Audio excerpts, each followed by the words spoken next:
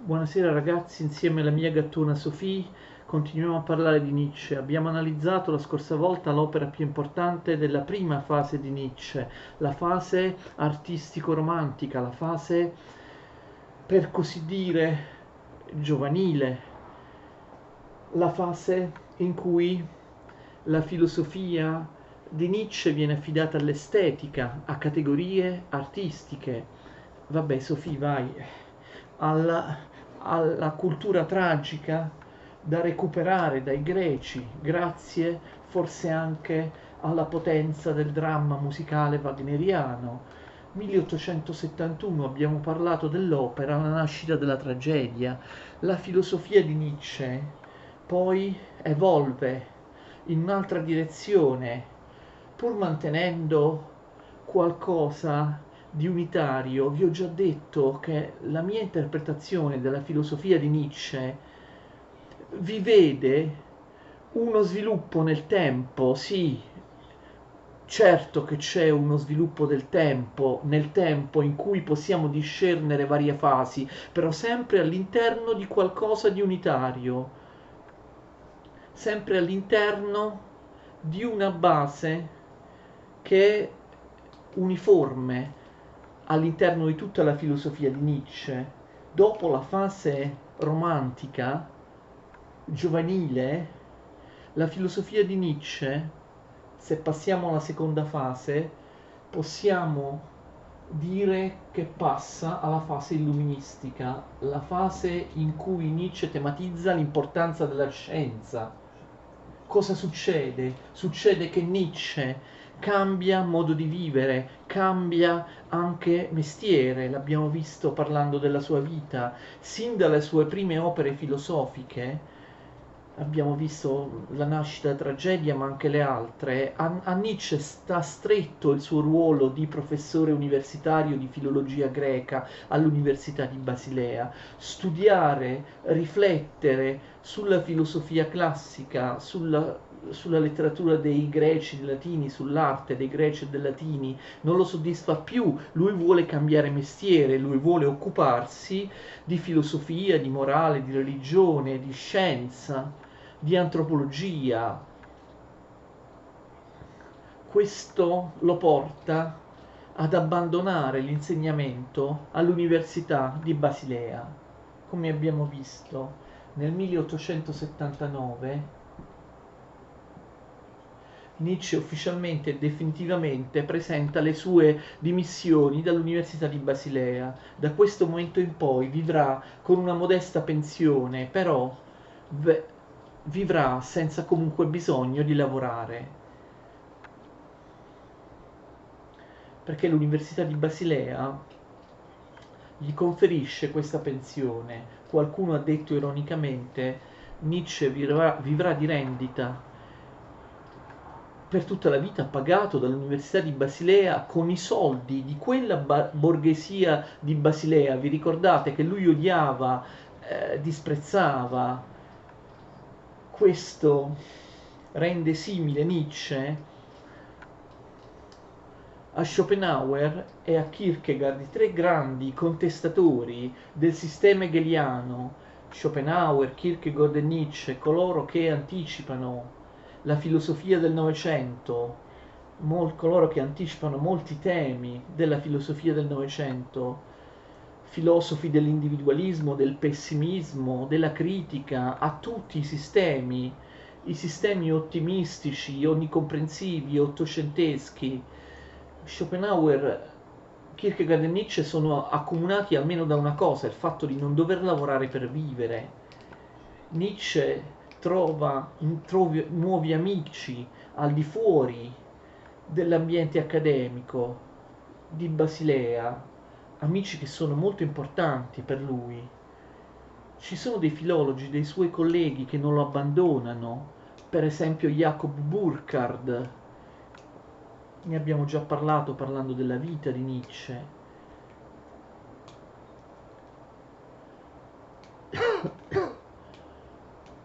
Jacob Burckhardt, a differenza di Wilamowitz e altri, non lo abbandonano, lo comprendono. Comprendono che Nietzsche attraverso, attraverso la sua opera, La nascita della tragedia, non vuole parlare realmente, realisticamente, in maniera storicamente fondata della nascita della tragedia, dell'origine della tragedia. Lui vuole utilizzare la sua riflessione sull'arte per avanzare le sue tesi filosofiche. Il dialogo con Burkhard sarà per lui molto importante, ma abbiamo amici completamente nuovi. Franz Overbeck era uno storico, uno studioso di religioni. Il confronto tra Nietzsche e Overbeck, l'amicizia tra Nietzsche e Overbeck spinge Nietzsche a leggere cose nuove, a occuparsi di religione, di storia della religione, di storia del cristianesimo, di antropologia. Un altro amico, nuovo amico, Paul Rée era un medico, spinge Nietzsche ad occuparsi di scienza, ad occuparsi di psicologia, ad occuparsi di morale. Nietzsche migliora moltissimo il suo bagaglio di conoscenze filosofiche, legge moltissimo, legge la filosofia morale, ma legge anche di antropologia, di scienza, legge moltissime opere scientifiche perché vuole farsi una cultura scientifica. Sarà la cultura scientifica di un dilettante, ma comunque Nietzsche si apre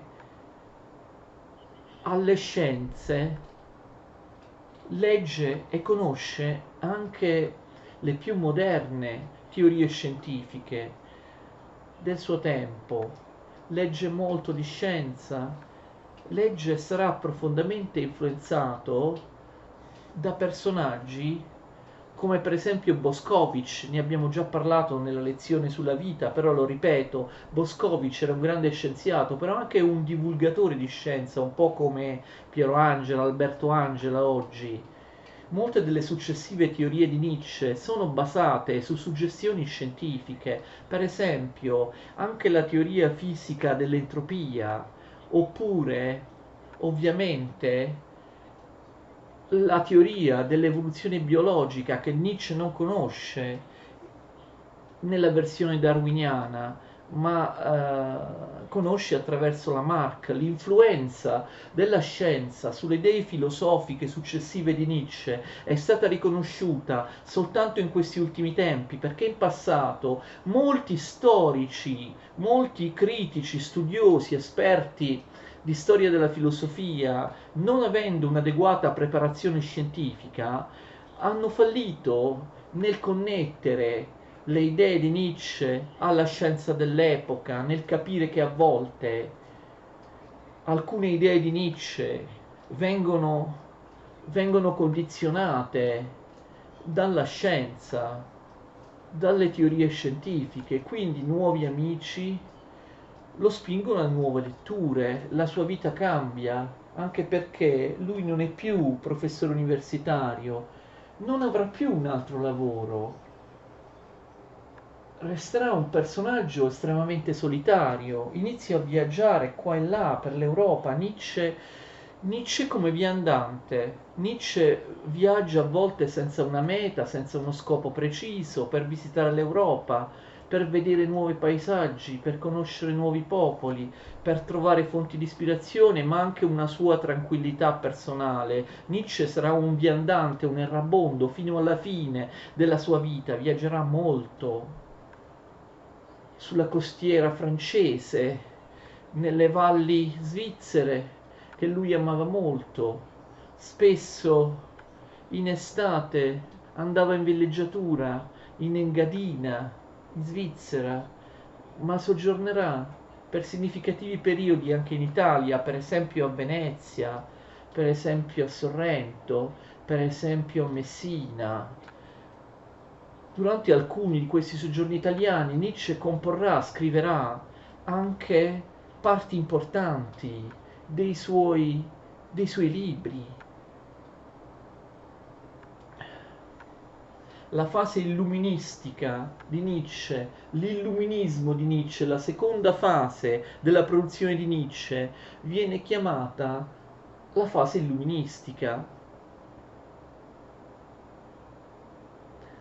la fase in cui Nietzsche si appella alla scienza, crede alla scienza, ad una certa modalità, attenzione, di scienza, la scriviamo con le virgolette scienza. In che senso Nietzsche diventa illuminista?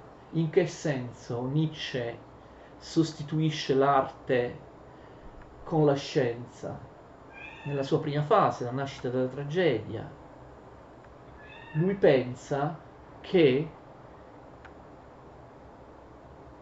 l'originaria comprensione degli antichi greci in età arcaica della tragicità dell'essere umano e del cosmo, questa comprensione tragica, quest'epoca tragica dei greci, possa in qualche modo rinascere, riattivarsi attraverso l'arte, attraverso per esempio la musica totale wagneriana. A un certo punto Nietzsche sembrerebbe che all'improvviso abbandoni i suoi maestri, i suoi punti di riferimento giovanili,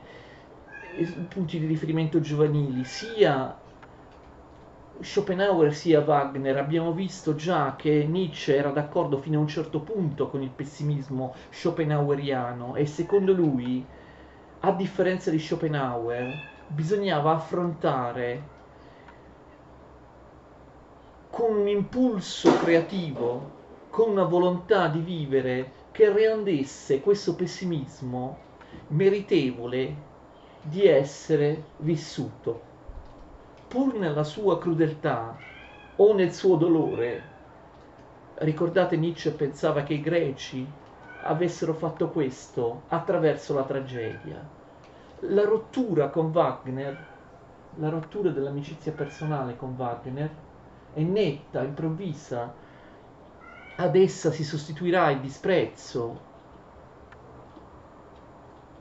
Nietzsche non pensa più all'epoca in cui scrive i capolavori della sua seconda fase illuministica, cosiddetta illuministica. Nietzsche non pensa più che l'arte wagneriana o che l'arte in generale possa riesumare, possa far risorgere la filosofia tragica dei greci. L'arte, al contrario, ora viene condannata da Nietzsche come una forma di moralità debole.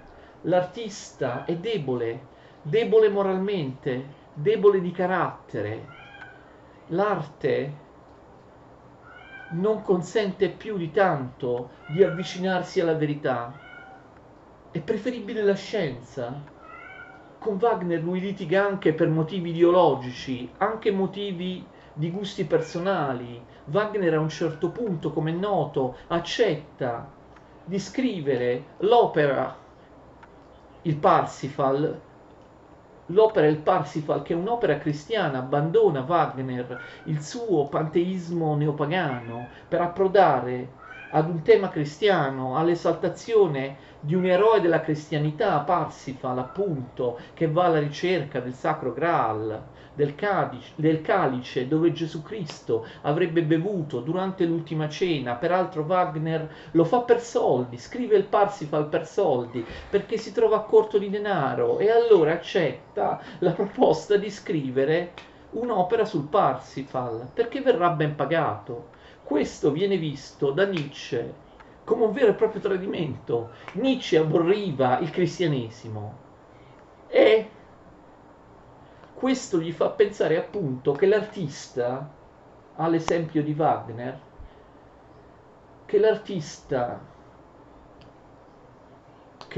sia debole, che l'artista sia volubile, che l'artista sia incerto, Insomma, Nietzsche non pensa più, a differenza della prima fase giovanile, che la filosofia debba passare attraverso l'arte. Nietzsche sarà sempre segnato da questa rottura con Wagner, non pensa più che l'arte possa riesumare quell'impulso creativo, quella volontà di potenza che era stata tipica dell'epoca tragica dei Greci. L'arte non può riattivare il dionisiaco, rieducare il mondo al dionisiaco. Al posto dell'arte Nietzsche si rivolge alla scienza.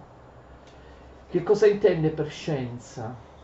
Scienza tra virgolette. Nietzsche non crede alla scienza nel senso positivistico della sua epoca, non crede alla scienza come un qualcosa di oggettivo, come qualcosa, uno strumento costruttivo. Nietzsche non ha fiducia nel progresso. Quando Nietzsche si rivolge alla scienza, non fa riferimento alle teorie scientifiche particolari, settoriali delle scienze della sua epoca. Lui non crede neppure veramente nel metodo scientifico, quindi non interpreta la scienza nel senso tra virgolette positivo, ottimistico, progressivo, progressista, non crede alla scienza come un'accumulazione di teorie vere, di interpretazioni vere o comunque valide della natura che generano progresso, un aumento di conoscenza nel tempo. Nietzsche vede nella scienza più che altro l'aspetto critico-destruttivo. La scienza per lui è una critica. La scienza è qualcosa, si occupa di cose umane, di cose reali, di cose carnali, di cose concrete, di cose materiali, non di illusioni metafisiche, spiritualistiche, trascendenti, non di teologia. La scienza per lui ha una funzione eminentemente critica, quella di svelare l'inconsistenza dei presupposti della metafisica, della religione tradizionale o della morale tradizionale. La scienza, secondo Nietzsche, la scienza critica porta verso la disillusione, verso la critica serrata delle credenze tradizionali, delle credenze appunto non scientifiche, non legate alla realtà, non legate all'essere umano concreto, materiale, corporeo e alle sue facoltà. Una cosa simile si può dire per la visione dell'illuminismo di Nietzsche. Nietzsche è illuminista in un certo senso. Nietzsche non è illuminista nel senso dell'enciclopedismo. Dell'illuminismo Nietzsche non apprezza la fiducia nella ragione costruttiva, nel progresso, nella possibilità da parte della ragione umana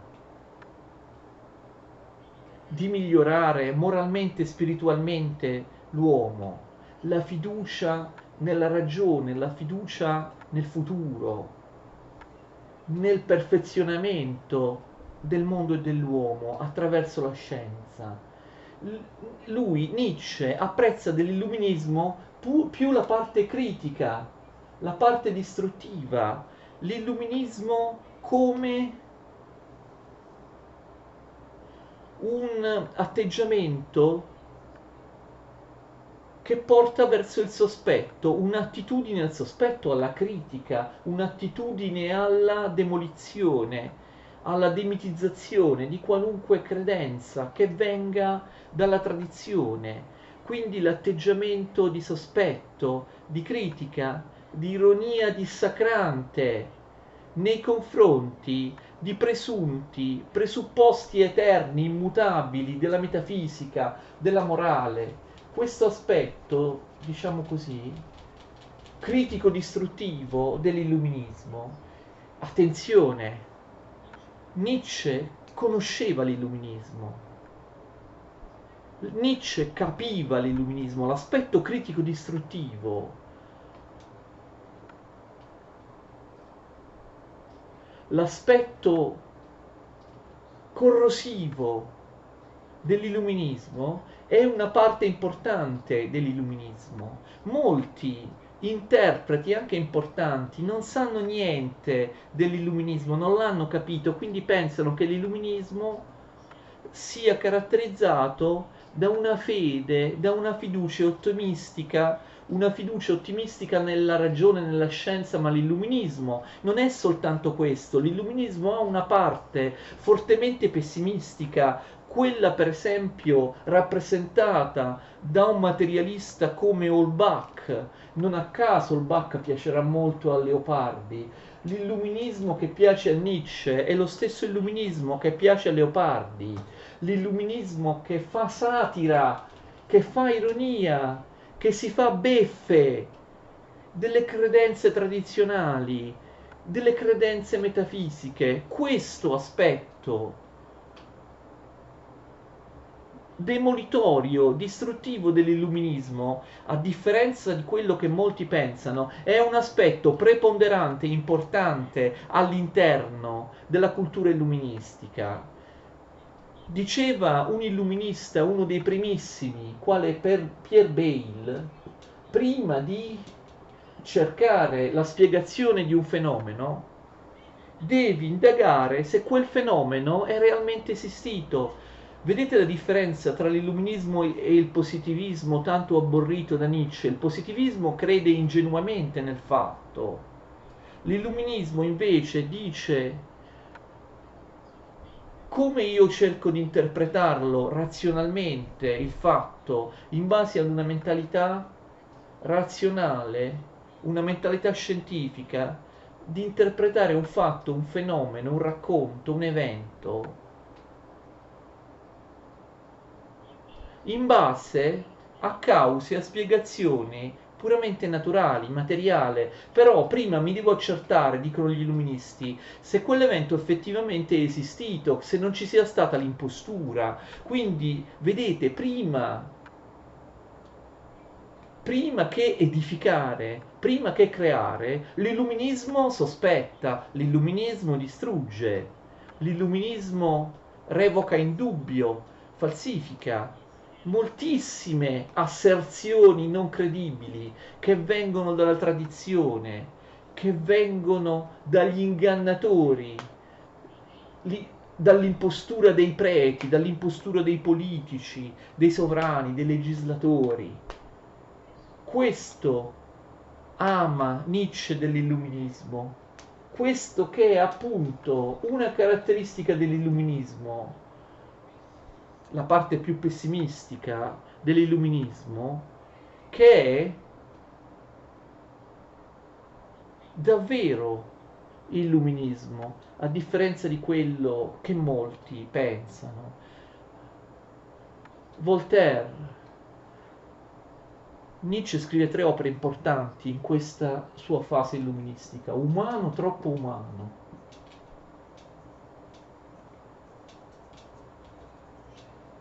nel 1878, poi Aurora nel 1881 e poi La Gaia Scienza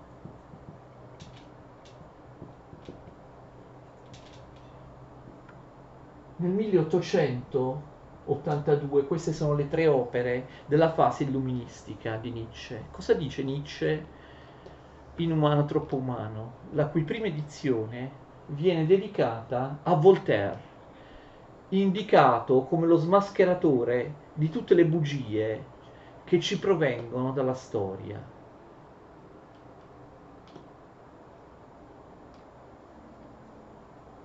Umano troppo umano critica prima di tutto l'esistenza di essenze metafisiche, essenze o verità metafisiche. Ricordate che Nietzsche è ostile a ogni forma di metafisica. Per lui le metafisiche sono ottimistiche, moralistiche, tranquillizzanti.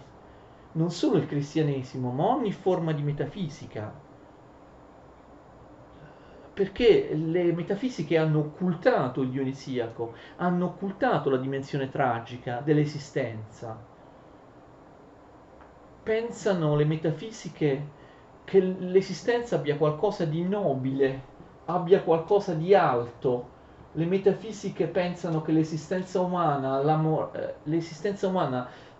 le figure morali abbiano origine da qualcosa che è nobile, da qualcosa che è alto, da qualcosa che è eterno, da qualcosa che è immutabile.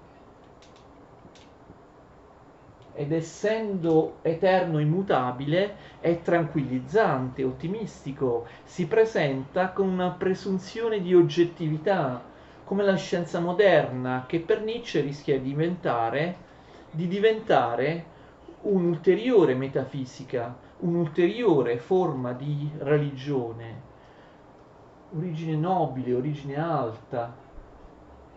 Ci sono dei principi eterni, qualcosa di eterno, qualcosa di immutabile, qualcosa che è un'essenza, qualcosa che è una verità assoluta, qualcosa che è alto, che è nobile anche perché proprio viene dall'alto, cioè che viene dal trascendente, da un mondo migliore, da un mondo ultraterreno.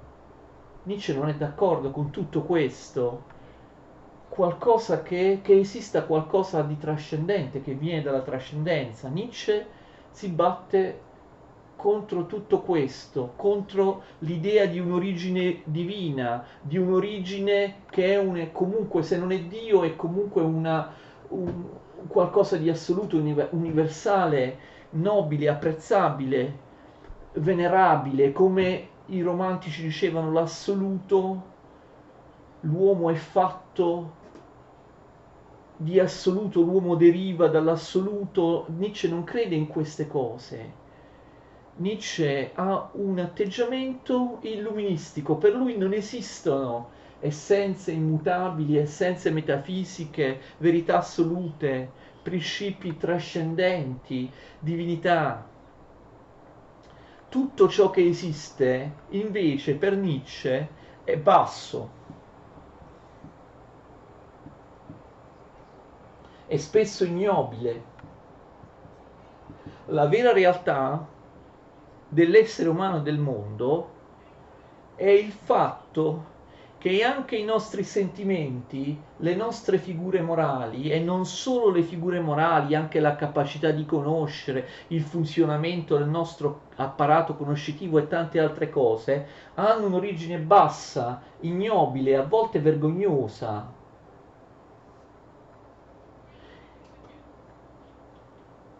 Origine che noi preferiamo dimenticare. Noi preferiamo, siccome le filosofie tragiche sono state da moltissimo tempo occultate dalle filosofie teoretiche, dalle metafisiche ottimistiche, a partire da Socrate, anche la morale tradizionale rifiuta di vedere dov'è l'origine delle nostre credenze, delle nostre valutazioni morali.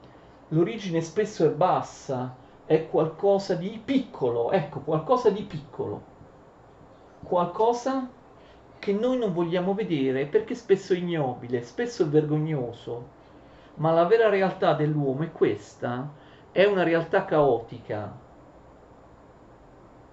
è una realtà effimera, è una realtà senza senso, senza scopo, una realtà puramente materiale, una realtà dove non prevale qualcosa che è immutabile ed eterno, ma qualcosa che è volubile, che è continuamente cangiante, qualcosa di effimero.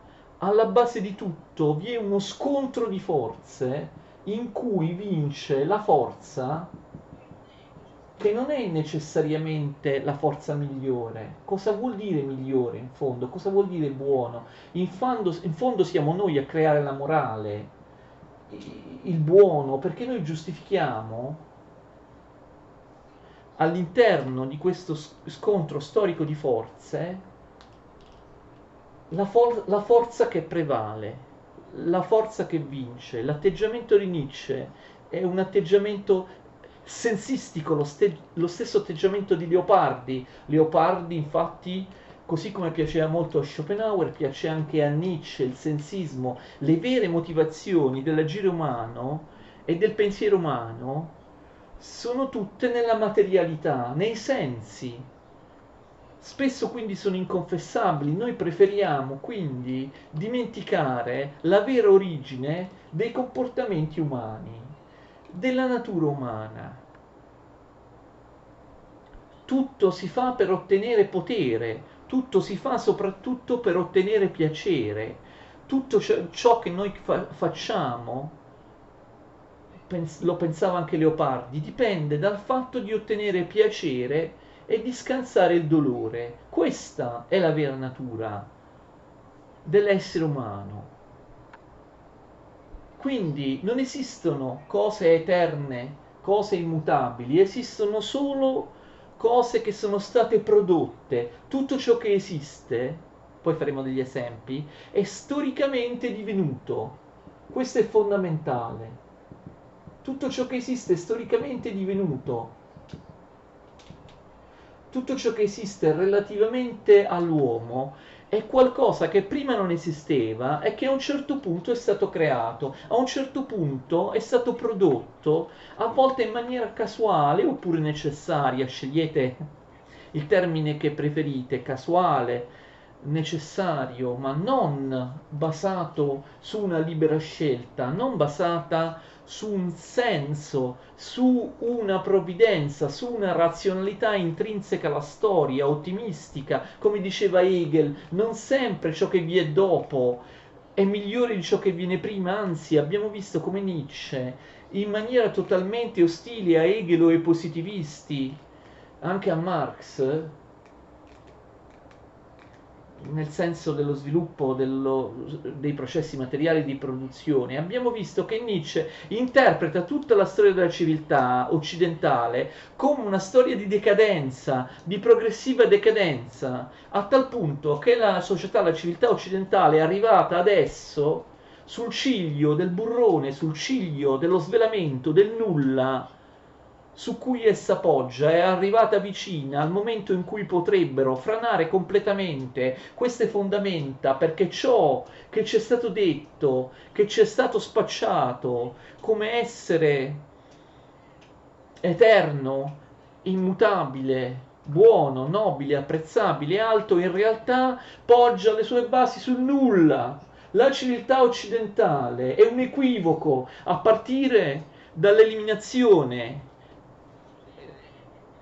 nella vita pratica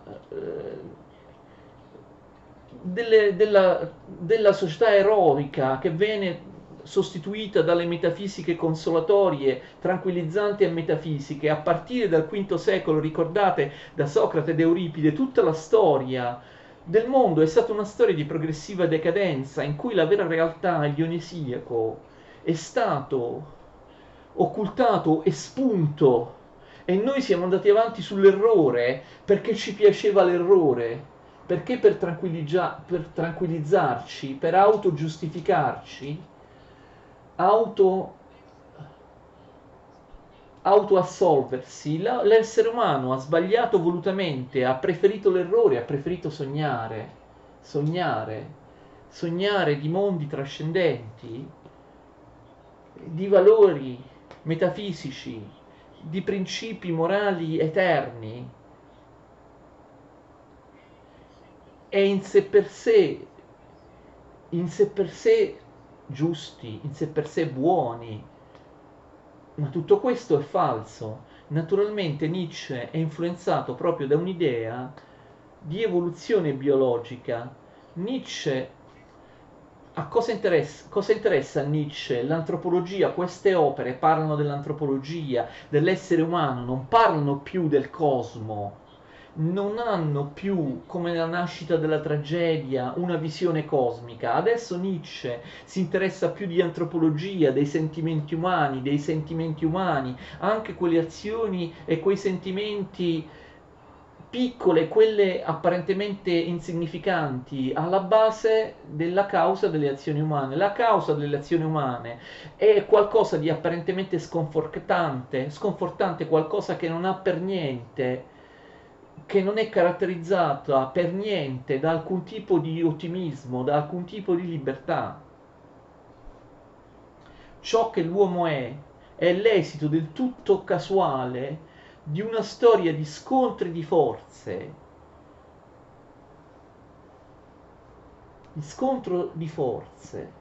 Tutto ciò che esiste non ha un'origine eterna, immutabile, non esisterà eternamente, tutto ciò che esiste è storicamente divenuto. Nietzsche procede ad una critica dell'evoluzione della specie umana che viene chiamata critica genealogica. In seguito Nietzsche scriverà anche un'opera che si chiama Genealogia della morale, che vuol dire una critica genealogica. In che senso Nietzsche parla di genealogia? Critica genealogica significa trovare il momento in cui si è prodotto storicamente qualcosa, per esempio una figura morale, che non è eterna, che non deriva dall'alto.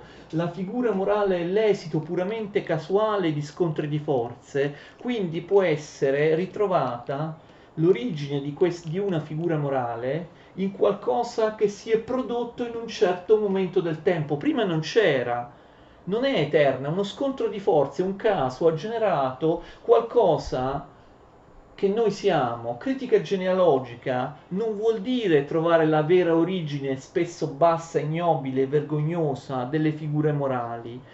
Critica genealogica vuol dire capire che tutto ciò che ci è stato spacciato come eterno, come nobile, come immutabile, è in realtà qualcosa che può cambiare. Critica genealogica significa sì, trovare l'origine storicamente divenuta, l'origine non eterna, l'origine del tutto, un'origine del tutto convenzionale, del tutto umana, per capire anche genealogicamente quel qualcosa non sia solo sorto, ma si sia anche modificato nel tempo, perché non c'è nulla di immutabile. La filosofia di Nietzsche indica una sorta di nichilismo, non c'è nulla di stabile, non c'è nulla di oggettivo, non c'è nulla di dimostrabile in maniera oggettiva. Tutto è il frutto del caso, di scontri di forze. Tutti i valori morali, tutte le cose possono anche cambiare nel tempo. L'uomo è un essere effimero. Facciamo un esempio, la giustizia. Le metafisiche tradizionali dicono che la giustizia viene da un'idea di giusto, da un'origine nobile, alta, trascendente, il giusto in sé, un'azione giusta che noi facciamo, che noi contiamo o che noi valutiamo come giusta, come morale, come buona, la valutiamo come giusta perché fa riferimento alla giustizia in sé, al bene in sé, cioè un parametro metafisico, un parametro universale, oggettivo. C'è il giusto in sé, c'è il bene in sé, quindi l'azione giusta, la morale, fa riferimento a qualcosa di alto, di metafisico, di oggettivo, di eterno. Nietzsche non è d'accordo con questo. L'idea di bene nel mondo trascendente di Platone, oppure l'idea che diventa la forma sostanziale degli enti in Aristotele. Si tratta comunque di un principio ontologico che informa le cose. Il bene, come diceva San Tommaso o come molti altri nel cristianesimo, è un bene che Dio ha inserito nelle creature, un bene che deriva da un bene in sé. Non è vero secondo Nietzsche.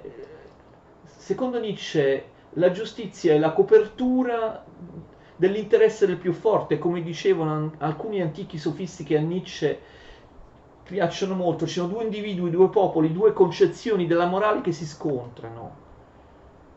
La più forte vince e allora noi la chiamiamo giustizia.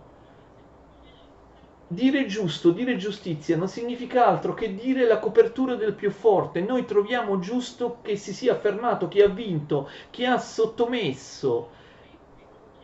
generalmente noi chiamiamo giusto, buono chi è potente, chi ha soldi, chi si è affermato sull'altro, anche se ha fatto con mezzi criminali o violenti. Chi vince viene sempre chiamato giusto, chi perde, chi ha, chi ha potere viene sempre chiamato ingiusto, chi vince viene sempre chiamato giusto, buono, chi invece non ha potere viene chiamato ingiusto, viene chiamato cattivo. Nietzsche chiama questa la doppia preistoria del bene e del male. Chi ha potere è sempre buono, viene considerato sempre buono, chi non ha potere è sempre cattivo. Vedete il cinismo? È là il disincanto nei confronti del mondo. Anche le cose che noi consideriamo più nobili sono in realtà l'esito di uno scontro casuale di forze. E ho fatto l'esempio chiaro della giustizia. Qual è l'origine delle cose? Spesso un'origine bassa, spregevole, piccola, ma noi non vogliamo accettare questo. In generale, tutte le figure morali considerate nobili, considerate aventi un'origine soprannaturale, per esempio tutte le forme di altruismo, sono in realtà non altro che il mascheramento di un egoismo nascosto. Vedete il nichilismo che erode la visione tradizionale della morale. Anche l'amore o i sentimenti considerati più apprezzabili per Nietzsche sono solamente una copertura dell'egoismo. Io sono altruista, ma non sono veramente mai altruista di per sé. Se io sono altruista è perché spero di avere un guadagno, un vantaggio dalla mia azione apparentemente altruistica. Sono altruista solo quando in realtà mi aspetto di ottenere un vantaggio dalla mia azione. Faccio qualcosa per qualcuno perché spero che quel qualcuno faccia qualcosa per me, che quell'azione mi porti comunque un vantaggio. La santità, che spesso la santità è una volontà di dominio e di autoaffermazione mascherata. Io mi mostro buono, mi mostro disponibile di fronte a tutti perché in realtà ho voglia di dominare, perché in realtà ho voglia di esibirmi, perché in realtà ho voglia di essere adulato. Spesso l'amore non è altro che la volontà di essere amati, cioè di essere adulati. Noi preferiamo amare o essere amati? Chiede Nietzsche. Preferiamo essere amati, amare? No, vogliamo qualcuno che ci ami. L'amore è egoismo nascosto, noi preferiamo essere amati piuttosto che amare, perché in realtà preferiamo essere adulati, preferiamo le persone che ci dicono quanto sei bello, quanto sei bravo, quanto sei intelligente, anche se questo è falso. Tutte le forme di altruismo nascondono un egoismo mascherato. Io amo una persona, sposo una persona, perché? Che cos'è l'amore in sé? Non è un'essenza che viene, chissà, da qualcosa di metafisico, sganciata dal mondo, sganciata dai miei bisogni, dai miei egoismi materiali. L'amore non è altro che una copertura, una giustificazione, una maschera che l'egoismo materiale ha trovato.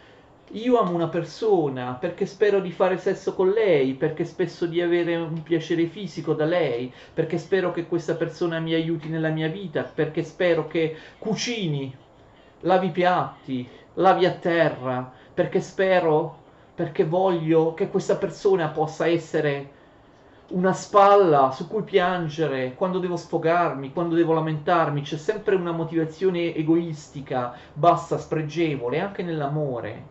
Le origini di tutte le figure morali, delle cose che consideriamo molto apprezzabili, non è un'origine alta, un'origine nobile, un'origine che fa riferimento ad un'essenza, a una cosa in sé. Non esistono le cose in sé come ci vengono insegnate dalla metafisica. L'azione giusta non deriva dal giusto in sé, deriva anzi da qualcosa di basso, di spesso di spregevole, qualcosa di piccolo, qualcosa di semplice, di egoistico, che noi non vogliamo vedere. Il primo aforisma di Umano troppo umano si intitola Per una chimica delle idee e dei sentimenti. Nietzsche non vuole dire che le idee e i sentimenti derivino da reazioni chimiche, abbiano un'origine puramente materiale, sì, forse vuole dire anche quello, ma in realtà questo vuol dire che secondo Nietzsche le idee, i sentimenti, anche quelli più alti o apparentemente nobili, derivano da elementi chimici, cioè da qualcosa di piccolo, da qualcosa di semplice, da qualcosa di apparentemente trascurabile, cercare un piccolo piacere. Da questo derivano tutte le idee e i sentimenti. Per lui, per Nietzsche, anche l'educazione è una forma di repressione. L'uomo non è nato educato, l'uomo non è nato socievole.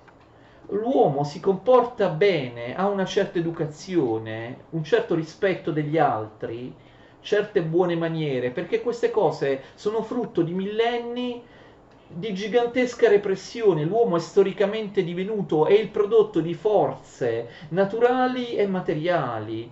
Non ha nulla di spirituale l'uomo, non ha nulla che derivi da una cosa in sé, da qualcosa di metafisico. Anche il fatto per esempio di ricordare, per esempio prendo un appuntamento, ho un impegno, ricordo di andare a un appuntamento, ricordo che devo fare così, di arrivare a una certa ora, tutte queste cose sono frutto di una repressione secolare. L'essere umano non nasce così, l'essere umano se ricorda, se si comporta, si fa per dire bene, è perché è stato represso per secoli. Per questo rispetta gli accordi, rispetta quello che ha progettato, ma la natura umana è completamente diversa. Originariamente l'uomo è un essere oblioso che tende a dimenticare, che tende a comportarsi in maniera istintiva, violenta. Tutto ciò che attribuiamo a delle essenze, l'essenza umana, in realtà sono cose recenti che hanno trasformato l'uomo in un cosiddetto essere civile che però si è allontanato dalla natura. Per Nietzsche anche la nostra capacità di conoscere, a differenza di quello che dice Kant, è divenuta, noi conosciamo in un certo modo perché abbiamo subito tutta una serie di trasformazioni genealogiche, di repressioni, trasformazioni nel nostro essere. Per questo ci comportiamo in un certo modo. Insomma, tutto ciò che esiste, soprattutto le figure morali, deriva da qualcosa di basso, da qualcosa di inconfessabile, qualcosa di materiale, qualcosa di semplice, qualcosa di meccanico, qualcosa di chimico all'interno del nostro corpo, non fuori dal nostro corpo, non da cose in sé, essenze metafisiche, eterne, immutabili. Quindi la vita umana è l'esito completamente nichilistico di sforzi, scusate, di forze casuali. Potremmo fare degli altri esempi.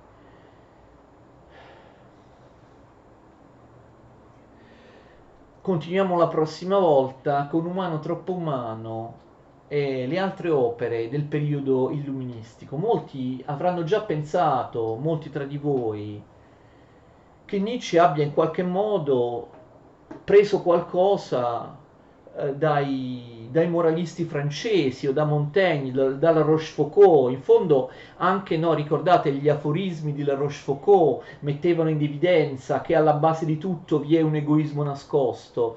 Già Montaigne, vi ricordate, pensava che in realtà i comportamenti degli uomini derivassero da qualcosa di piccolo, da qualcosa che spesso sfugge, da qualcosa che in realtà sembra poco importante. E in realtà è così, cioè l'influenza di Montaigne, di Rochefoucauld, dei cosiddetti moralisti è molto forte su questo genere di filosofia di Nietzsche, il nichilismo di Nietzsche. Va bene, continuiamo la prossima volta, grazie.